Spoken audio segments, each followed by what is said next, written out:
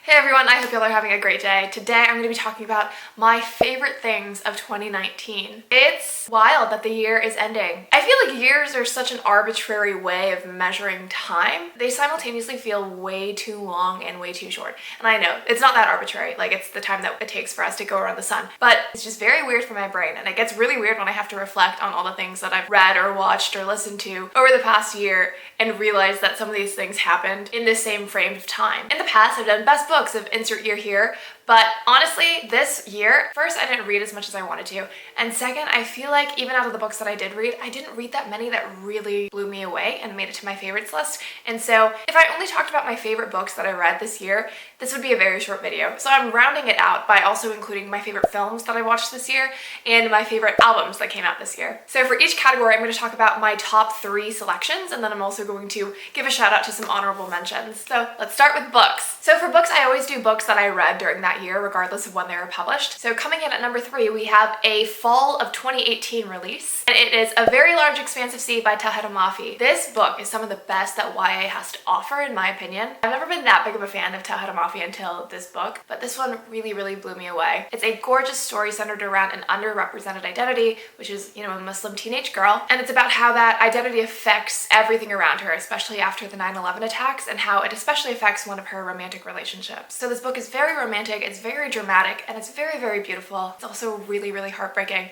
but this is probably my favorite YA book that I read this year. Coming in at number 2 is the best fiction book I read this year. I wouldn't count it as YA necessarily. It's not in the YA section of my Barnes & Noble, it's just like in the general romance section, but it's Red, White, and Royal Blue by Casey McQuiston. This is absolutely one of the best fiction books I might have ever read. The characters, the humor, the politics. There's very little in which this book could be improved upon. It's so excellent at what it does. What's really neat about this book is that people I know in real life, like people I know outside of the book internet sphere, are reading this book and talking about this book, and that's powerful. It's about the first son of the United States of America who falls into a romantic relationship of the Prince of England or the Prince of Wales. Even after reading this book, I'm not going to pretend I know anything about how those royal labels work. But yeah, basically it's young political figures of the United States of America and England falling in love and trying to keep their romance under wraps, and it is so funny. It's so good. No words. So finally, coming in at number 1. When I tried to think about my favorite books of this year, at first I could only think of one book, and it was this book. And I was like, did I even read other books besides this book? Because this is the book that really takes up so much of my brain space when I think about good books I've read. And it is Becoming by Michelle Obama. It's an iconic book, super loved by everyone who's ever read it. It's Michelle Obama's memoir. Michelle Obama, if you didn't know, it was the 44th First Lady of the United States. And it talks about her entire life from childhood until now, post First Ladyship. It's incredibly moving, very powerful. I don't know when I will ever read a book again that affects me the way that Becoming affected me. I think anybody would enjoy it, but especially if you're a woman or if you're a person of color. I just don't see how you could read this book and not resonate with it so much. So yeah, undoubtedly, no matter how much I love Red, White, and Royal Blue and Very Large Expanse of Sea, nothing really comes close to how much I loved Becoming. Now, I have reviews of all 3 of those books, and I'll link them down below if you're interested in watching them, but now I'm going to say some honorable mentions. I'm going to give an honorable mention to When Breath Becomes Air by Paul Kalanithi. It talks a lot about the physician-patient relationship from the perspective of someone who was a really renowned physician and then ultimately became a very vulnerable patient. And this is a book that I think I need to reread every so often down the line of my career. I'm also going to give an honorable mention to a short story. It's called The Paper Menagerie by Ken Liu. This was actually sent to me by my friend Alice, and I read it pretty recently, even though it was published, I think, for the first time in 2011. It's a very quick read. I'm gonna link it down below, but it's so emotional. Just simply put, I fell apart reading this because it was very sad. And I think if you're an immigrant or a child of immigrants, you just can't help but really fall into the main character's shoes. So those were my favorite things that I read in the year 2019.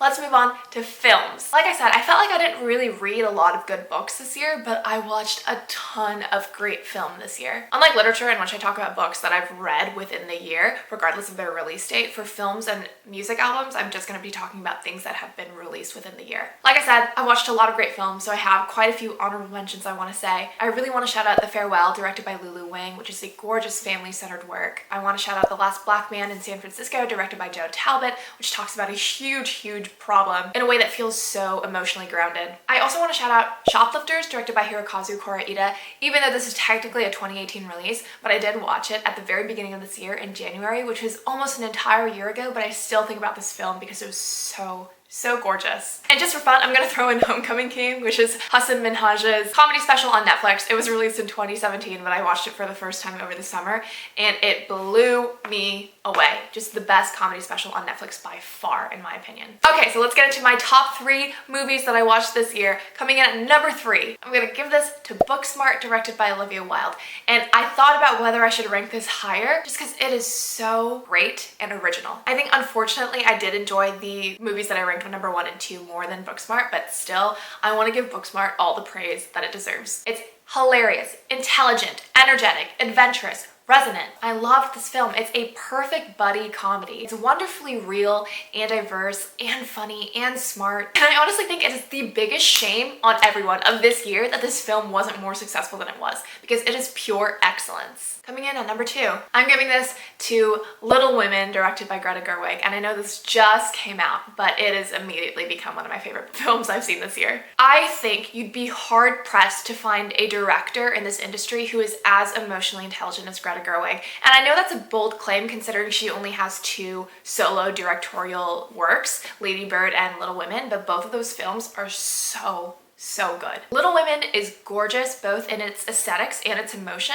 I think I cried almost the entire film. And of course, the performances are incredible. Saoirse Ronan has been one of my favorite actresses ever since like City of Embers, so it's been a very long time that I've been a fan. And of course, Florence Pugh like steals the show. I wish I'd seen her in Midsommar, because I feel like if I'd watched that movie, that would also have made it onto my favorites list. But yes, Little Women is one of those films where its emotion rivals its intelligence, which rivals its craft. And I think that's such a unique balance. And now for my favorite film of the year. I feel like this is nearly everyone's opinion this year, so I'm sorry for having such common taste, but I have to give it to Parasite, directed by Bong Joon-ho. I've never seen a film as electric as this one. It's so smartly written, it's constantly subverting its circumstances in order to raise the stakes even higher than you thought imaginable. It's like the second you start to feel comfortable as to where the story is going, it flips itself again. Parasite is a non-stop, action-filled thrill ride, and it's also brilliantly acted. I feel like there's not much to say. It's such a popular film. Everyone who watches it is like, oh yeah, I can see what everyone's talking about. There's no amount of praise that I could give this film that it hasn't already received from somebody, but yeah, just what a movie. Such amazing storytelling in that one. So that is the end of the film section. We are going into our last chapter for our favorites of 2019, and that is for music. I'm gonna preface this by being honest and saying that I am not very adventurous with my music tastes. I like what I like, and I like to stick with what I like, if that makes sense.